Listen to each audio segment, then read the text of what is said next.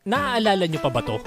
Ito yung viral moment sa Paris 2024 Olympics noong ma-realize nitong isang Chinese gymnast na kailangan niya ring kagatin ang medal niya kasi ganun ang ginawa ng mga kasama niyang athletes. Ang cute tingnan, no? Pero how about this? May tao na nag-abot ng pera sa isang tao sa elevator. Yung sumunod na tao, nag-abot din.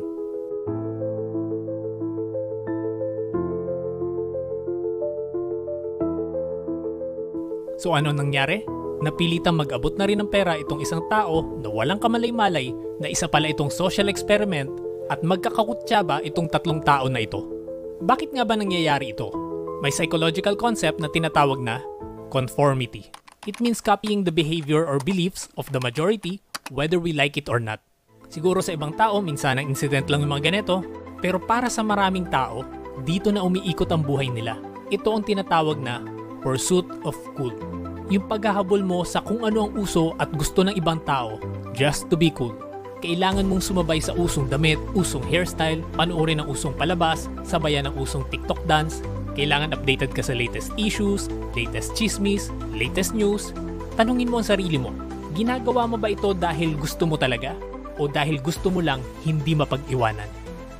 Ang totoo, kadalasan, either gusto mong maging cool enough to impress other people or cool enough just to blend in para lang hindi ka magmukhang kakaiba o weirdo.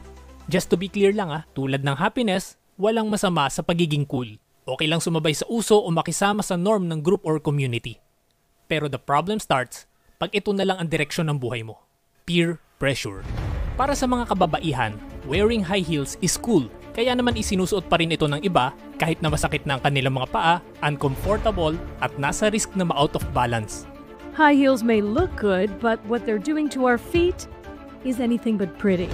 High heels can cause stress fractures, tendinitis, all types of bone spurs, and also it can encourage bunion and hammer toe formation. Para naman sa mga kalalakihan, ang pagyoyosi at pag-inom ay cool. Kaya naman ginagawa pa rin nila ito kahit alam nilang sinisira nito ang health nila. Ito ang gawain ng iba, so ito na rin ang gagawin ko. There are cases pa nga na niloloko mo na ang sarili mo at binabali mo ang paniniwala mo. Gaya na nangyari sa social experiment na ito na ginawa ng Vsauce, kung saan maling sagot ang pinili ng lahat na magkakakutsyabang actors, kaya naman itong babae na walang kaalam-alam na siya pala ang subject ng experiment ay pinili na rin ang maling sagot. And your task is to choose the line on the right that matches the line on the left. The correct answer is 2. 3. 3. Number 3? Number 3. Number 3. May mga tao pa na binibitawan ng sariling religion hindi dahil sa na-convince sila sa ibang religion, kundi dahil lang nakaramdam sila na na-outcast na sila. Ito ang paniniwala ng iba, so ito na rin ang paniniwala ko. Kung ang mga kakilala mo ay may girlfriend at boyfriend na, kahit hindi ka pa ready, pinipilit mong magkaroon na rin.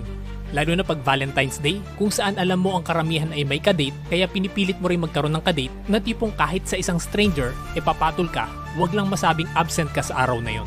Pag Pasko, kahit nagtitipid ka, or worst gipit ka pa, pipilitin mo pa rin makapagregalo, makabili ng decor, at makapaghanda, hindi dahil yun na nais ng puso mo, dahil lang sa ayaw mong maging kakaiba. Ni hindi mo magawang magpakasal, kasi para sa'yo, hindi cool ang magpakasal sa simpleng salo-salo lang. Ang uso kasi, ang grandeng kasalan. Kaya naman mas pipiliin mo na lang makipag-live-in kesa magpakasal. At ngayon, ang decision mo sa buhay ay nakasalalay na sa iniisip mong iniisip ng ibang tao sa'yo. Where in fact, no one really cares. Kasi ang totoo, they are all busy with their own lives thinking kung paano rin sila magiging cool sa paningin ng ibang tao. Parati mong iisipin na coolness is temporary. What's in today may be cringe tomorrow. Sa kakahabol mong magbukhang cool, nalilimutan mo nang maging totoo. Nalilimutan mo nang maging ikaw. Nawawala na yung tunay na identity mo at yung pagkatao mo na binuo mo lang nang kakasabay sa uso. Pag nalaos na, sino ka na ngayon? You'll feel empty again, back to zero, at mag-aabang ulit ng sunod na mauuso. Kaya ingatan mong matrap sa dalawang cycle na yan ng buhay mo. Iangat natin ng konti. Pag-uusapan naman natin next ang pursuit of popularity. Yan lang muna sa ngayon. Adios!